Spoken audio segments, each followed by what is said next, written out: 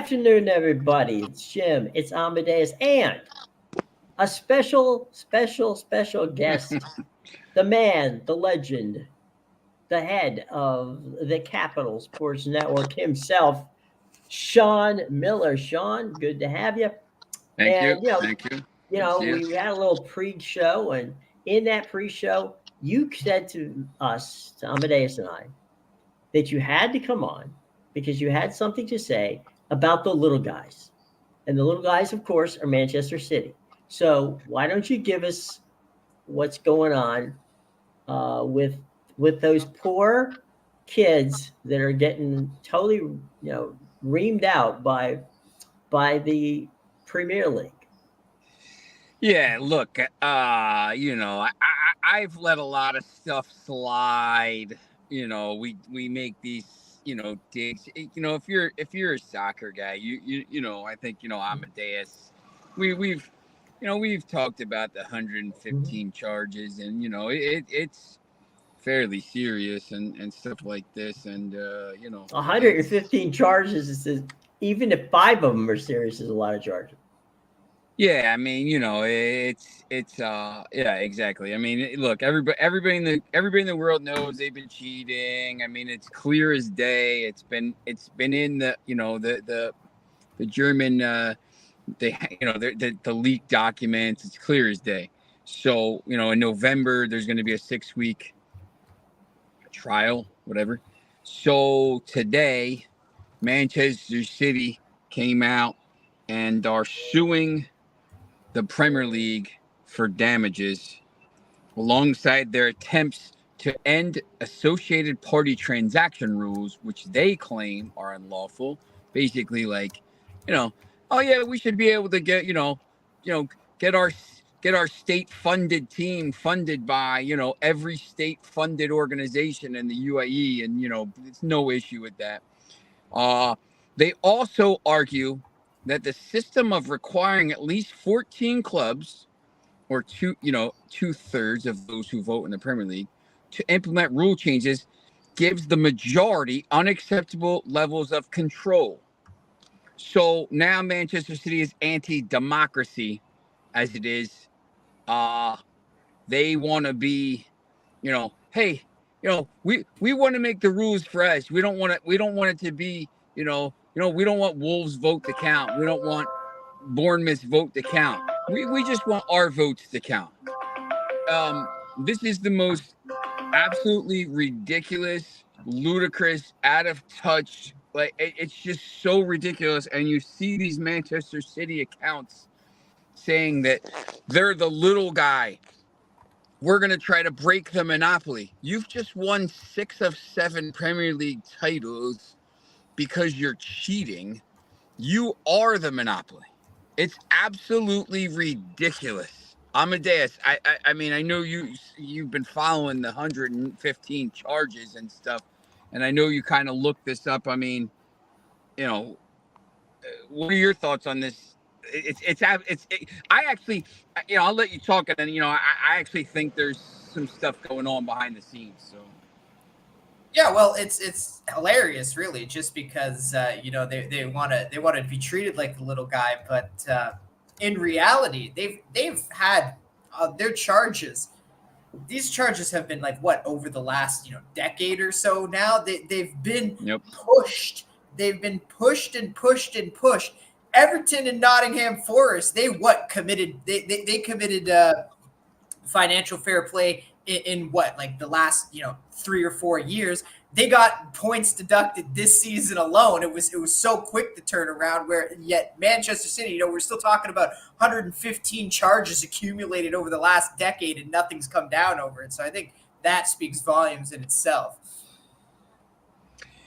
I think, I mean, they've lost. They've launched unprecedented legal action. Basically, 165-page legal document. The Premier League's other 19 clubs have been invited to participate in the legal action launched, and some of them have stepped forward. So against this thing, but the fact that you're doing this, like I tweet, whatever they call it now, tweeted. I say tweeted. if you're innocent, you just let sleeping dogs lie. Like, you're innocent, you just shut up. You don't say anything until the trial. You get exonerated, and then you move on. Guilty people and guilty things go back and do stuff like this and bully these teams and throw extra money and make them spend extra money and keep them tied up in litigation forever. That's what guilty people do. They keep them tied up in litigation. This is not something that an innocent club would do. Look, if you've read the pages, look, they're guilty. They they had they were suspended from the UEFA Champions League, or they were suspended from UEFA for 2 years, and it was only reduced to a $30 million fine, 30 million euro fine on appeal. They've already been found guilty of cheating. So it's not like this is anything new. But this today, it's absolutely ridiculous. And I'm just watching these Manchester City accounts. You're like, listen, they're like, oh yeah, no, we're being bullied. We're the little guy. Our state-owned club that has unlimited funds is the little guy. It's so ridiculous. Jim, I was just going to say, according to the Telegraph, here's the kind of the nut here. It says City are seeking damages for losses which it has occurred as a result of unlawfulness of the FMV, fair market value rules. Their case says, adding that the aim is led by rival clubs to safeguard their own commercial advantages, which they have over Manchester City.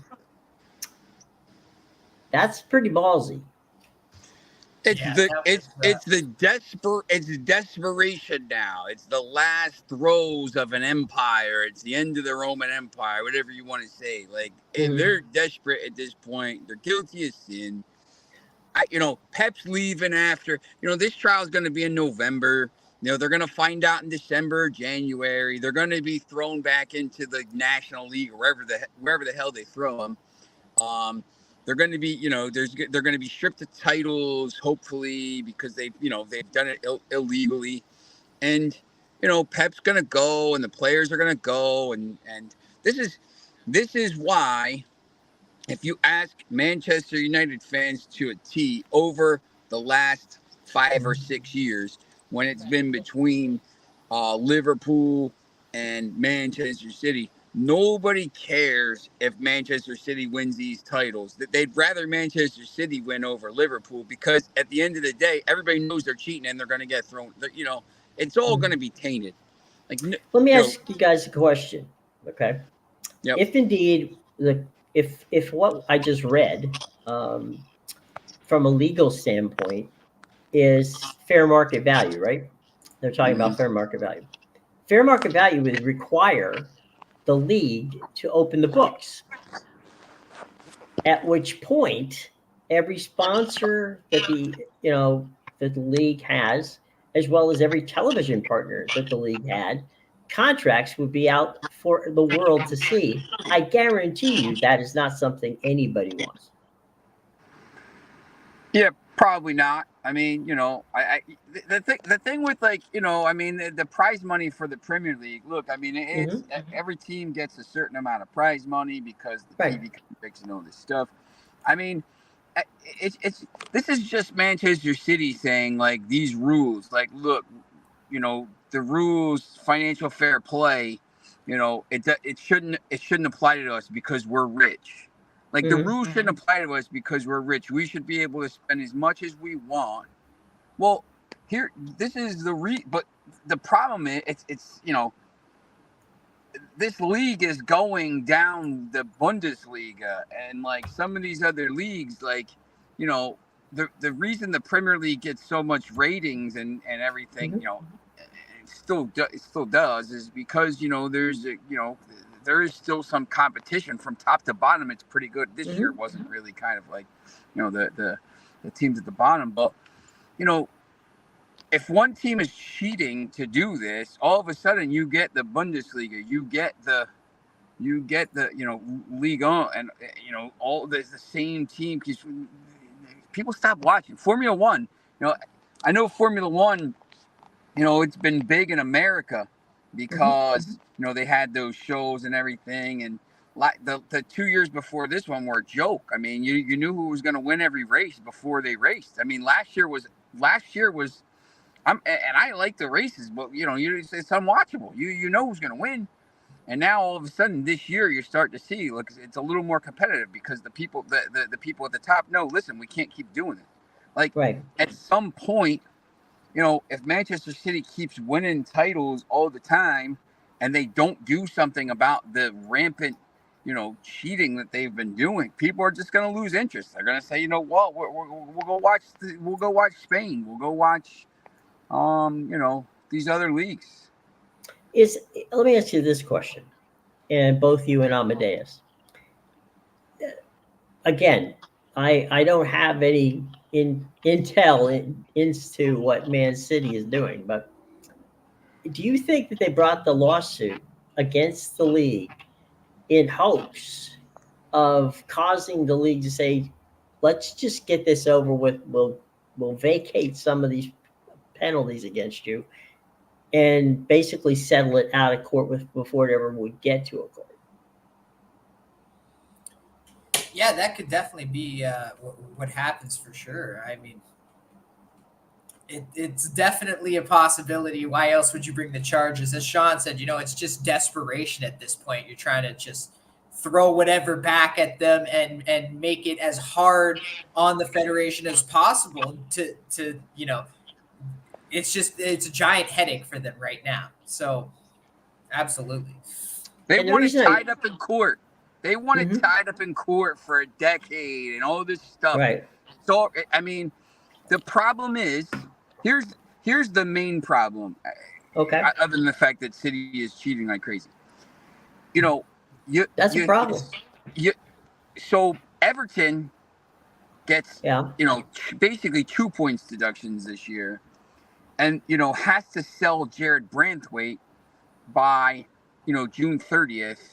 To even pay for even it. The books out a little bit this year, and that their ownership just fell through, so that's a disaster. They're in trouble. They could be like the winding upward and stuff like this. They got Nottingham Forest. They got fined 4 points, and those two teams almost got they were good enough to stay up, but they almost got relegated because of these points deductions. Well, this has been going on for years and years and years. I mean, these points things are only up until 2016. Like, there's a whole nother 8 years of stuff after that. And maybe, I was just going to ask you guys a question. How is it possible that the league, the Premier League, right, which is one of the most profitable leagues on the planet, probably second only to the NFL, how is it possible that these teams lose money? I mean, I think they're run. I mean, it's bad ownership. Yeah, I mean, look at Inter. Look at the Italian leagues. I mean, Inter's. Amadeus probably knows a little more. Inter's in like crazy debt, right? Yeah, there's quite a few. The Italian league's very one of the more corrupt leagues, I would say. Obviously, we all know about the Juventus incident when they got relegated back down. So this league has a long-standing history of things like that for sure. Absolutely.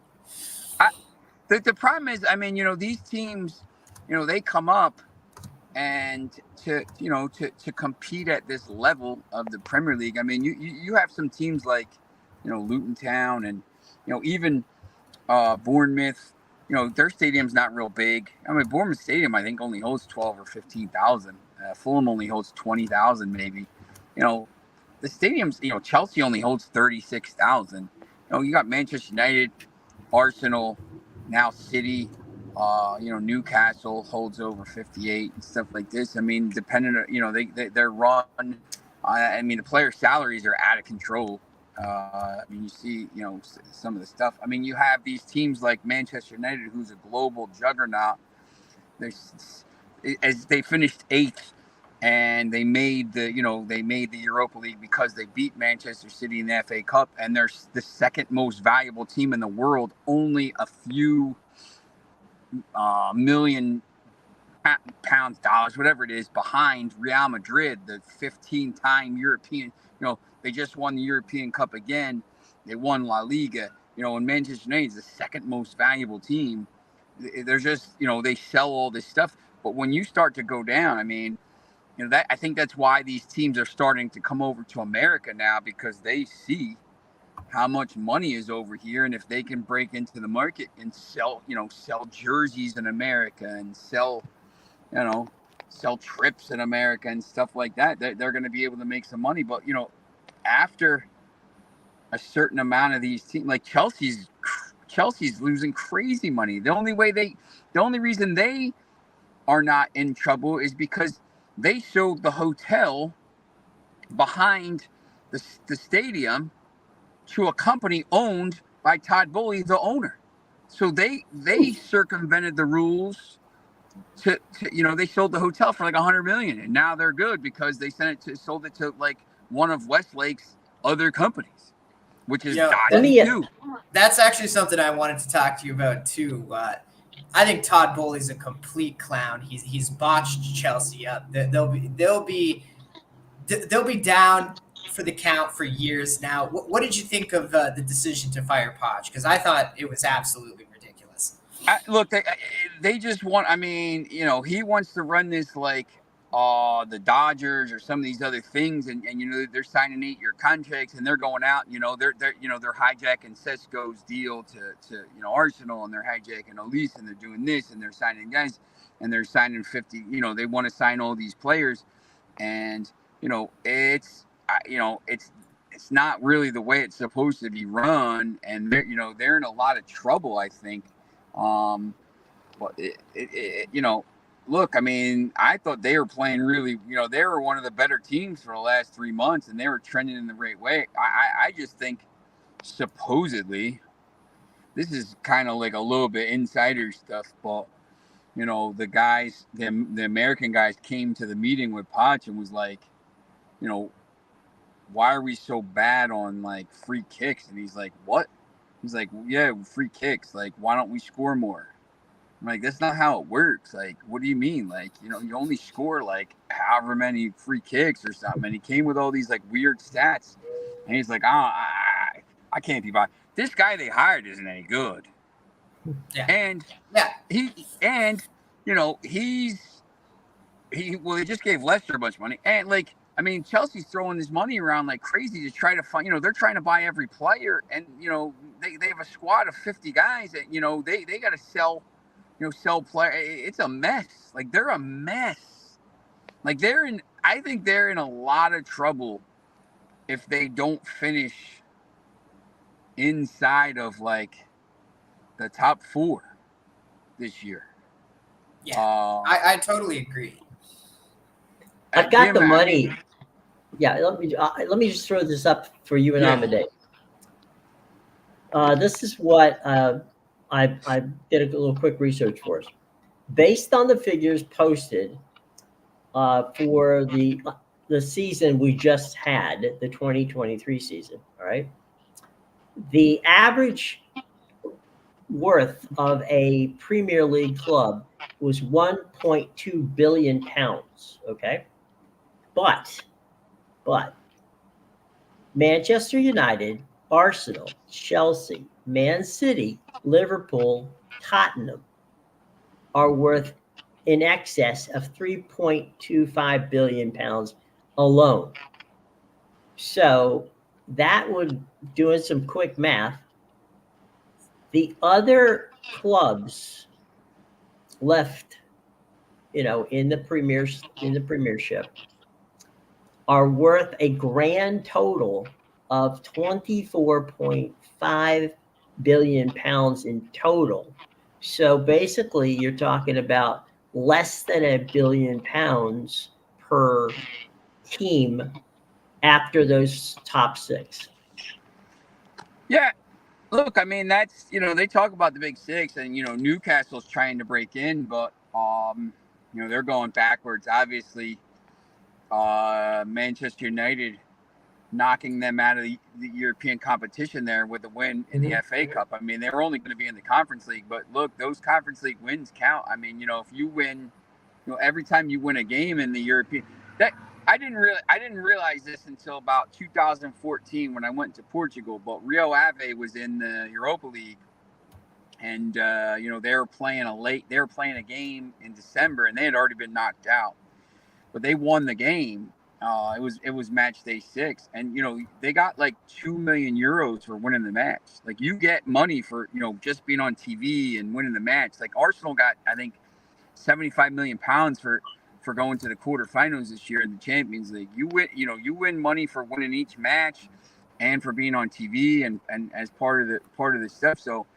to be in these, to be knocked out for Newcastle, who's trying to build this thing with the Saudis, it's not great. I mean, Manchester United is going to be in the Europa League. Well, look, I mean, and it's different now. There's 8 matches, and then there's nobody comes down from the Champions League anymore. So whoever's in the Europa League is in. Like, so if Manchester United goes and wins that Europa League this year, they're probably going to get about 50 or 60 million from UEFA, at least, maybe more. I think the TV money is more now. So, it's a big deal. And for these teams trying to, Brighton, for example, Brighton made a run to the quarterfinals or wherever. They got to round of 16, I think.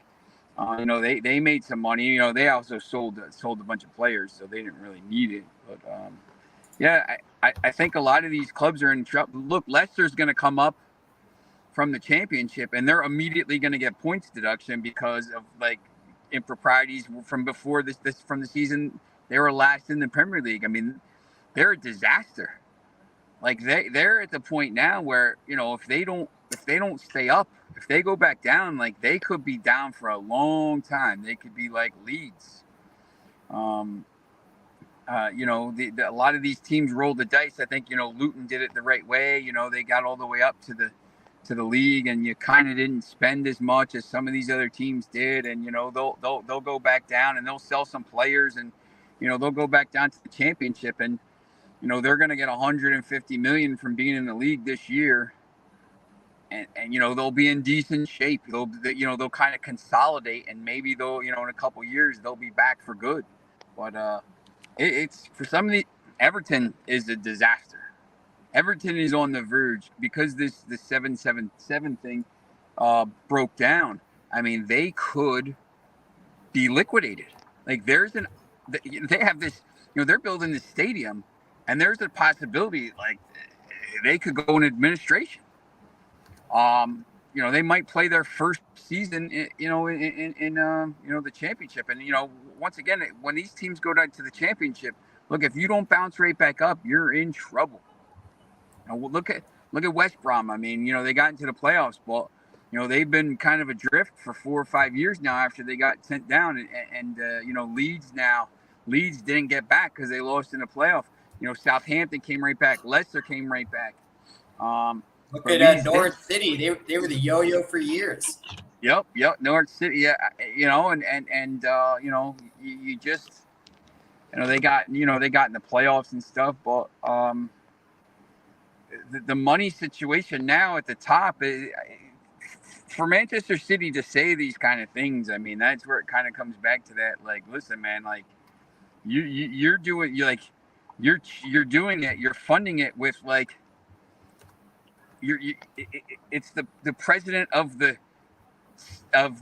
club is getting handed money by, like, he's gonna walk an office over and get hey we're gonna get your sponsorship and then this. It's just they're sponsored by there's been some investigations into this. One of the gambling sponsors they have doesn't even exist. It's only on paper.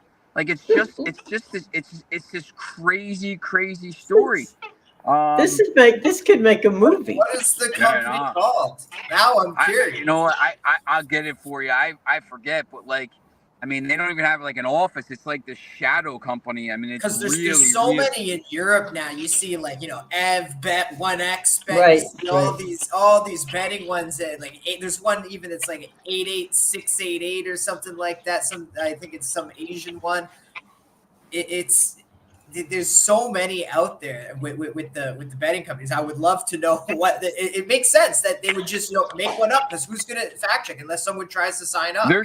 they're supposed to be getting rid of those. I thought. I mean, the betting ones. I mean, because you know it's you know, look. I mean, it's not. I mean, you see Lucas Paqueta. You know that. I don't know The if you've first been name following that comes to Hector. mind. Yeah, yep. He like. There's a report that came out today that like people from his hometown put like 60 wagers on the one game, like for him to get a yellow card, and he got a yellow card in the 89th minute, and like they're talking about suspending him for life. Like it's, you know, the and people are like, well, listen, man, how can you do that? Everything is sponsored by betting, and they're going to say, well, I think they passed that law where it's going to be like it's not going to be, you know, they don't want these betting sponsorships in it anymore, because it's the clubs that get them are the ones that are struggling a little bit further down. I mean, if you go into the championship and see, and like League One and League Two, how many clubs are actually sponsored by betting companies? Because they, you know, look, they're just trying to like survive. Like they Right. need a sponsor, and they're trying to get, you know, trying to get up. So they don't care as much. But you know, if you look at the betting sponsors in the Premier League, it's usually the teams from like 11 down. So you know, it's you know, obviously not Manchester United and you know, Chelsea and some of these other ones. So yeah, Well, it's super dodgy. yesterday, Amadeus and I were talking about the possibility of Cristiano Ronaldo coming to play in the United States, mainly because he's already, you know, done all of his good stuff, and you know, he just cashed checks of $600 million over in in the you know, in the Saudi league. So here's something that happened, and then will pop up on the screen for you guys to chat about with us, and that is Neymar beats Ronaldo in the Kings Cup. Messi sends him a way to go text, and now, to your point yesterday, Amadeus, saying um, what a great rivalry it would be to have Ronaldo and Messi in the same league, and you've got Neymar basically just kind of you know, out there trying to stoke the fire between the two of them. Is he allowed here, Who? Ronaldo? Yeah, You sure? I'll check, but why wouldn't he be? The court case from 2009. I understand. Hang on. I'll go into that. You guys can chat. I'll be right with you. Researching. I think he's probably not, like. I mean, I just know that he was. You know, they were worried about him coming over when Manchester United was going to come. He, you know, look, I would think.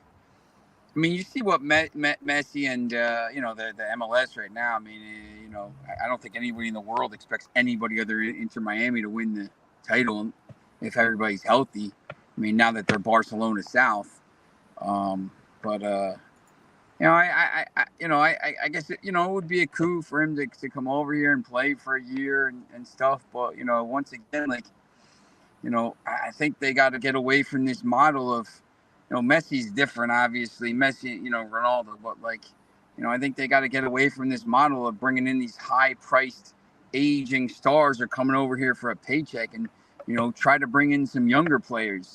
You know, why are these guys going to, you know, Saudi Arabia at 21 and 22 years old when they could come play in the MLS? Well, you know, obviously it's money, but you know, it's going to be tough.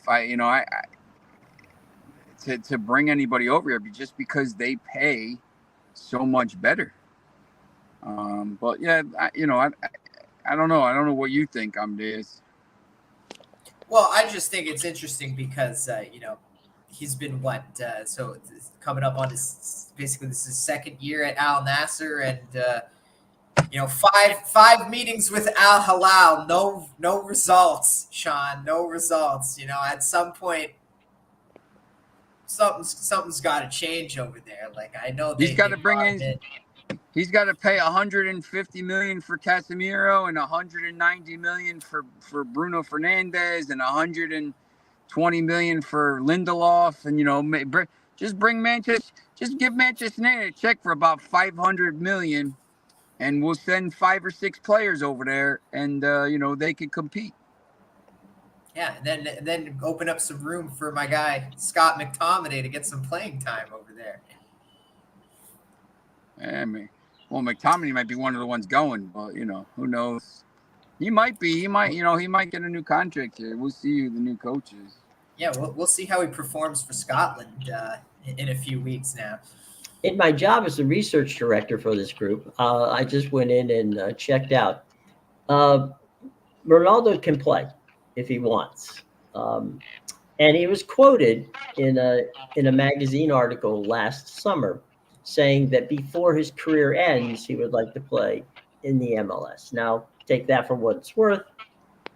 It is what it is. So, will Ronaldo play here? Who knows?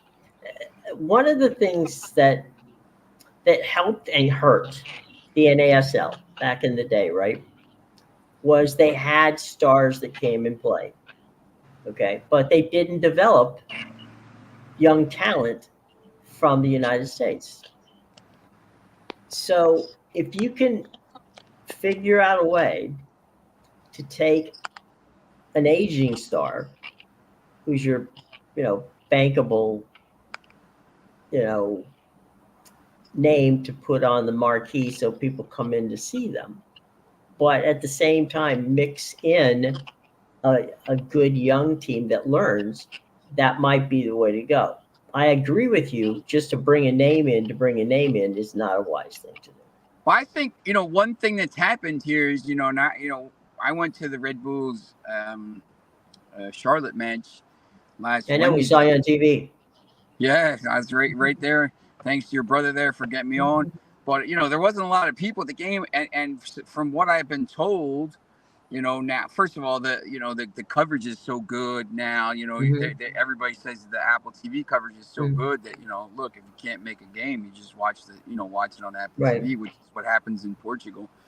But the other thing is, and when Messi comes, the tickets are like out of control, astronaut, $600, $700. When the NYCFC comes, it's a rivalry. The tickets are like expensive. Well, Wednesday night against Charlotte, you could walk up and get a ticket for $10. Saturday night against, I forget who they played. We'll say Columbus, just for the heck of it. Yeah, Columbus, who won the title. It was another team from the South or something like this. Nashville, maybe. Yeah, something like that. But my buddy's like, "Do you want to come back? You want tickets to the game?" And I was like, "I was just there, and it rained and stuff like this. It was a disaster." But so I guess what's happening is now they're struggling a little bit to get people in the seats in some of these other games because you could trade, apparently, like, you can trade these tickets. My friend Salvi, who we all went with, he got 8 tickets for the match so we could all go. So he traded 2 tickets for this game, 2 tickets for this game, 2 tickets for this game. So he got, and then he had his 2. It's, they're struggling a little bit to get these things in. So, you've kind of polarized the league a little bit. And, when Beckham was here, I think it was a little bit the same. I mean, not to the same level, obviously. Messi is, global. But not that Beckham wasn't, but, Zlatan and stuff like this. But, I think, once again, they need to, if I was them, I would do what, like, Ligue 1 does. Like, you got these really young, exciting talents.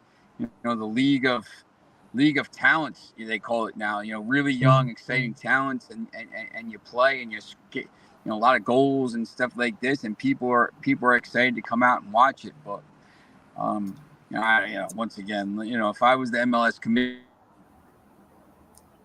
Amadeus, you have you've mentioned so many times about the young players in South America, but the incentive, I guess, there is that they end up getting a lot of cash when they go overseas.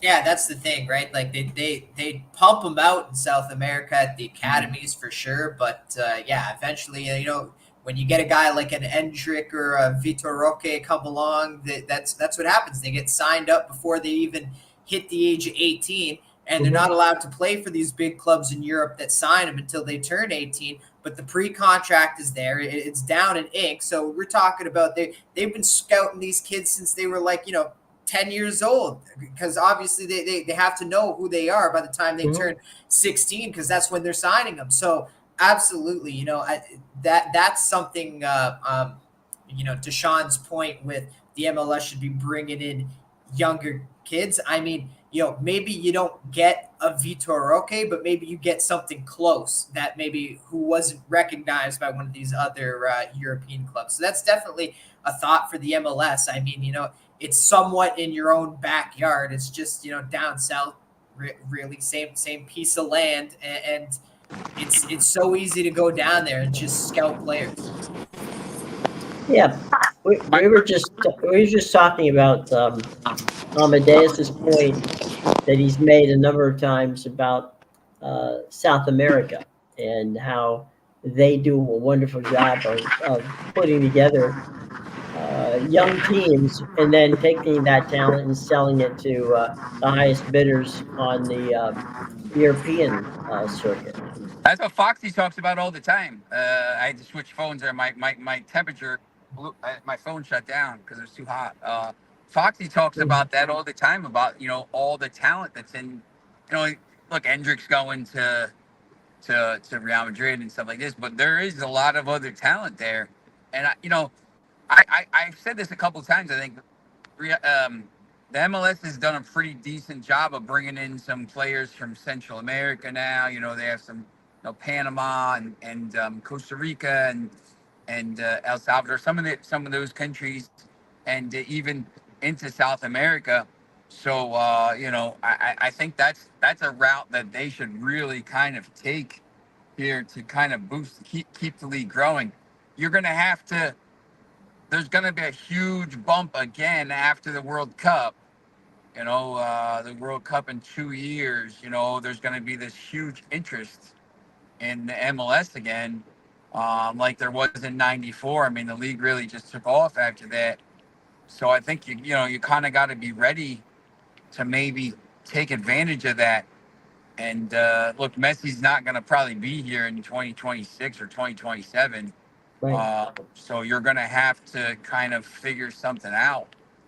Let me ask you guys. Let me ask you guys a question, and that has to do with one of my problems with the MLS is the owners of the teams, are not good marketing people. They just don't. I mean, let's say, you live in that Philadelphia, Jersey, New York area, okay? They're up against the Yankees, the Mets, everybody, that plays in the summer, and some teams are playing, in the fall and the winter. How do you don't see a lot of promotions and really, really sometimes maybe it takes off the wall type promotions, but promotions to get people to come to the building. And it doesn't seem to me that some of these owners, I won't say all of them, but some of them are not good at the marketing aspect of it. You can't just say we're going to play a game tonight and expect 30,000 people to show up.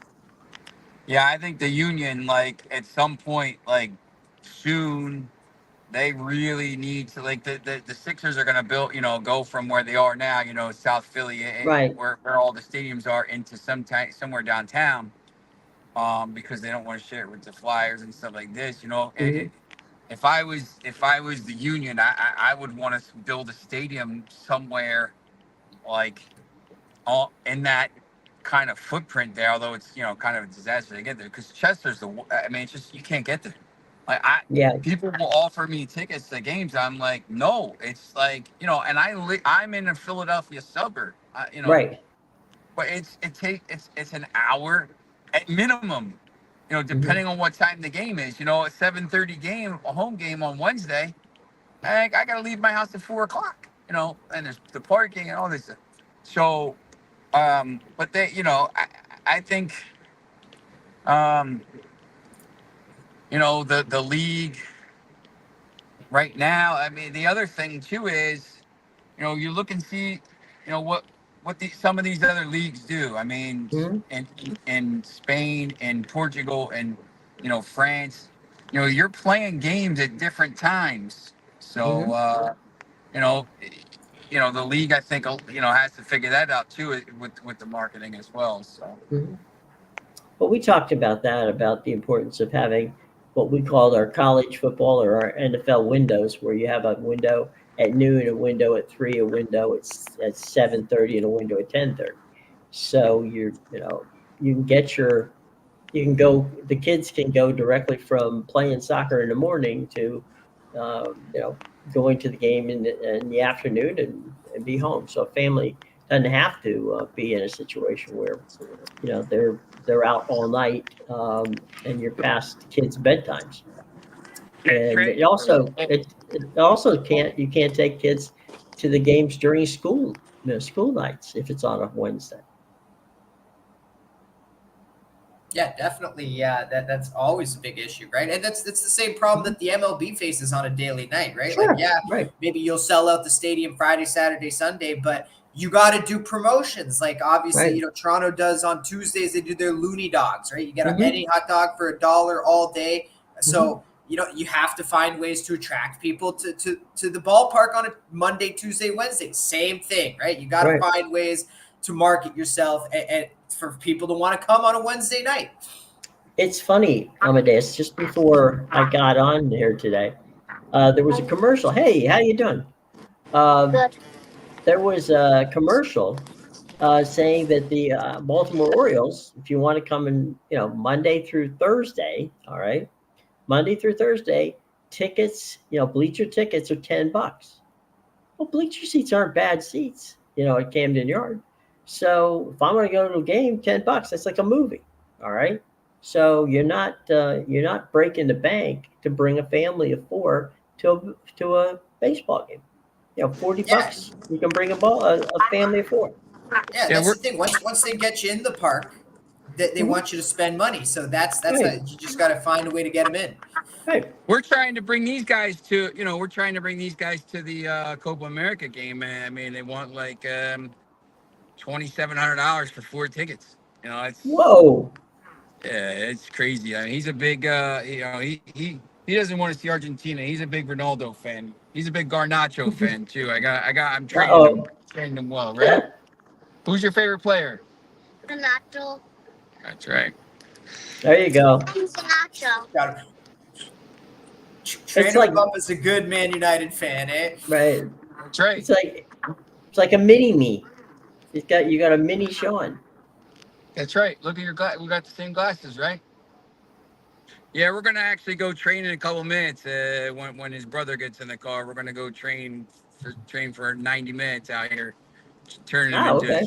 turn him into a soccer star, right? All right. What's his position? What position do you play? Furry. He's a four. He's a goal scorer. He's like All he does right. a lot of tricks and stuff. So He's the 9. that's correct. There you go.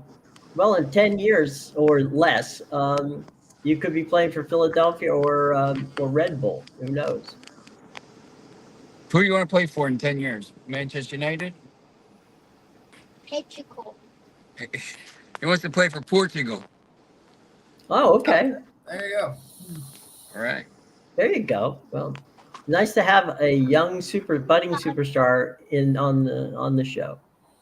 Yes, he'll be playing for Portugal in 10 years, and Messi's son will be the next quarterback of the New England Patriots in 10 years. I was watching. No, I'm not joking. You know, he's taken up a liking to the sport. You watch with the Wow, money how about he that? Look, has. Given the track record recently of the drafting of quarterbacks by the Patriots, it wouldn't surprise me that he would be the quarterback of the Patriots in a decade with or the so. money Messi has, and at his age, you know, there's no reason why you can't hire the trainers, the staff Yeah. to make this kid the next, you know, Tom Brady or whoever 100%. it may be. And I've seen it. Look, I saw him because he plays for the Miami Academy. Yeah. And he was throwing some passes. I saw a clip of him throwing some passes off the bench there with the other kids on the team. So look, you know, don't be shocked if you hear Messi in the NFL in the next 10 years, 10 years. Maybe about 10 years. Yeah. It's 15, 10 or 15. yeah. It's I got to. I got his brother's getting in the car. I gotta get going here. So okay. Well, it's been great having you around, guys. definitely, And, definitely. you know, Thanks for having me on. And you know, next anytime. time City gets charged, I'll be on right away. So. There you go. All Have a right. good one, Well, John. take All right, care. bye. Bye.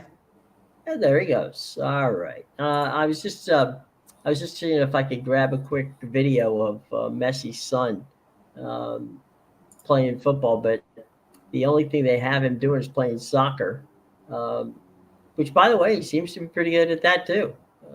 So Yeah, but he's taken a liking to the American football. So we'll see what way he turns in the coming years. He has many years ahead of him, obviously. that's right. You know,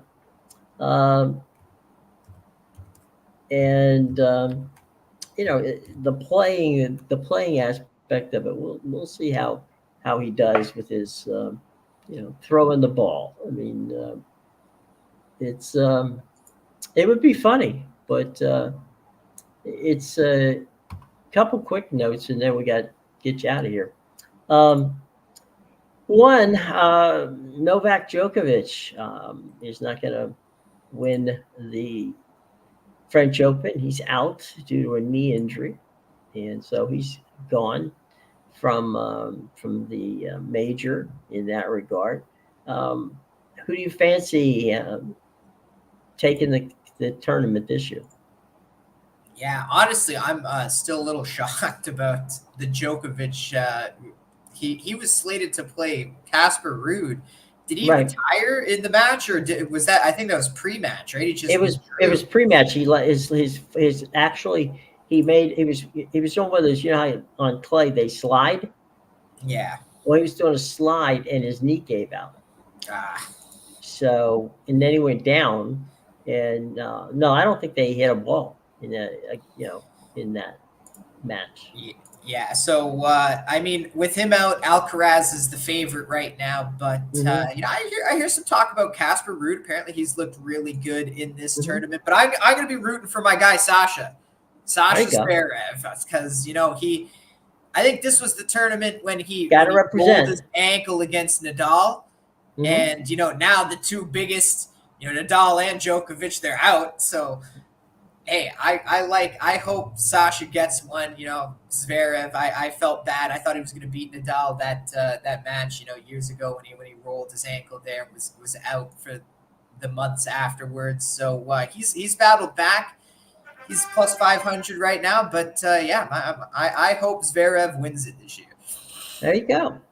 Sounds like a winner. And speaking of winning, let's talk about what you got going on today on your picks and the show box below.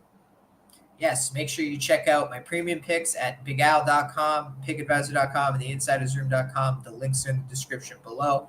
I got a ton of action on the pitch today, you know, 5 plays that you can go grab in South American soccer, you know, between Copa Libertadores, Argentina, and even, you know, the Paraguay League. So go check that out. I also have 2 MLB picks that you can check out, and I'm sure I don't have one up right now, but I'm sure I'll have a cricket play up for the World Cup, you know, tomorrow.